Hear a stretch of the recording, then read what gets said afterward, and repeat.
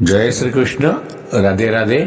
રાધે સત્સંગમાં સત્સંગનું રસપાન કરતા સર્વે આત્મીયજનો, શ્રી વલ્લભની પ્રેરણાથી પ્રેરાઈને રાધે સત્સંગમાં આજે આપણે જેવી દ્રષ્ટિ તેવી સૃષ્ટિ અને ભક્તનો ભાવ કેવો કેવો હોય છે, દરેક ભક્તનો ભાવ અલગ અલગ રીતે હોય તે વિશે જોઈએ. પરંતુ તે પહેલાં આપે રાધે સત્સંગ ચેનલને સબસ્ક્રાઈબ ન કરી હોય તો સબસ્ક્રાઈબ કરશો, જેથી નિત્ય સત્સંગની જાણ આપને થઈ શકે. શ્રી ગુસાઈજી પરમ દયાલ કી જય. શ્રી ગુસાઈજીના બે સેવકો શ્રીમદ ગોકુલમાં બેઠકજીમાં આવીને દંડવત પ્રણામ આપશ્રીને કર્યા, વિનંતી કરી અને કહ્યું, કૃપાનાથ, અમને સ્વરૂપ પધરાવી આપો. ત્યારે આપશ્રીએ બંને વૈષ્ણવને આજ્ઞા કરી કે તમે બંને એક વખત અમારી સૃષ્ટિમાં ફરી આવો, વૈષ્ણવના ઘરે જાઓ, ઘરની રીત જોઈ આવો, પછી તમને સેવા સ્વરૂપ પધરાવી આપીએ. આજ્ઞા થઈ એટલે બંને જણા તૈયાર થયા. વૈષ્ણવના ગુજરાત, કચ્છ, કાઠિયાવાડ પ્રદેશમાં ફરીને પાછા આવ્યા. આપશ્રીને દંડવત કર્યા. આપશ્રીએ પૂછ્યું, કેમ વૈષ્ણવો ક્યાં જઈ આવ્યા ને શું શું જોઈ આવ્યા? બેમાંથી એક વૈષ્ણવે વિનંતી કરી, કૃપાનાથ, શું કરું? વૈષ્ણવ તો આનંદ સાગરમાં સદા ડૂબેલા રહે છે. કોઈ તો સ્વરૂપ પધરાવીને તન્મયતાપૂર્વક સેવા કરે છે, તો કોઈ આપના ગુણગાનમાં મસ્ત હોય છે. કોઈ વૈષ્ણવ માટે પોતાના પ્રાણ પાથરતા હોય છે. મારી તાકાત નથી કે વલ્લભીય સૃષ્ટિના ગુણગાન હું કરી શકું.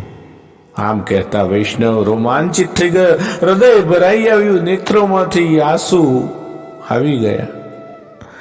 તે જોઈને આપશ્રી પણ તેને પ્રસન્ન થઈ આજ્ઞા કરતા કહ્યું કે તમે માર્ગનું ખરું સ્વરૂપ જાણ્યું. આપશ્રી હવે બીજા વૈષ્ણવને પૂછ્યું, કહો તમે શું અનુભવ કર્યો? ત્યારે તેણે કહ્યું, કૃપાનાથ, બધું ઠીક છે. મારી સાથેના ભાઈ બહુ ભોરા છે. વિચારપૂર્વક જોઈએ તો બધે ઠેકાણે અપૂર્ણતા જ લાગે છે.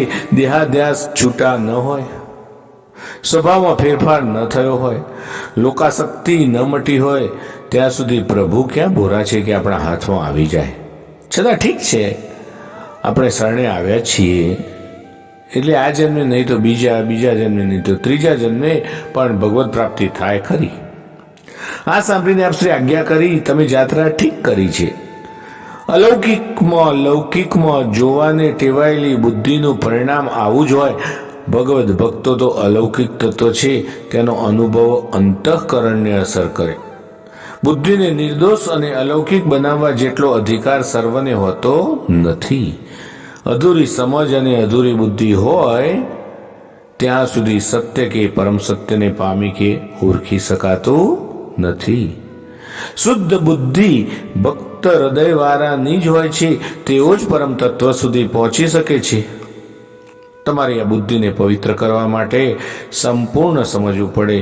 સમજવું પૂરો ભલો કે તો ભલો, આયાનો અધ દીકરો, સબછો પૂરો ફાટ્યો દૂત સમાન. આપશ્રી પહેલા વૈષ્ણવને સ્વરૂપ પધરાવી આપ્યું, બીજાને પોતાની પાસે રહેવા માટે આજ્ઞા કરી. તમે અમારી સાથે થોડા સમય રહો, તમારા સવાલનો જવાબ આપોઆપ આવી જશે. વૈષ્ણવો તત્વ છે, તેને અલૌકિક રીતે જોવાય તો જ વાસ્તવિકતાનો અનુભવ થઈ શકે. કારણ પુષ્ટિ સૃષ્ટિ શ્રી અંગની સૃષ્ટિ છે, તેથી અલૌકિક છે. તેથી સંપ્રદાયમાં સર્વ વ્યવહારોને ભાવ દ્રષ્ટિથી નિહાળવા જોઈએ. જરમાં વસે કુમુદિની, ચંદ્ર વસે આકાશ, જે જેના હૃદયે વસે તે રહે પોતાની પાસ. તો પ્રિયજનો, આ સાથે આજના સત્સંગને શ્રી વલ્લભના ચરણોમાં સમર્પિત કરી અત્રે વિરામ આપીએ. ફરી મળીશું રાધે સત્સંગમાં નવા સત્સંગ સાથે. શ્રી ગોસાઈજી પરમ દયાલ કી જય. જય શ્રી કૃષ્ણ. રાધે રાધે.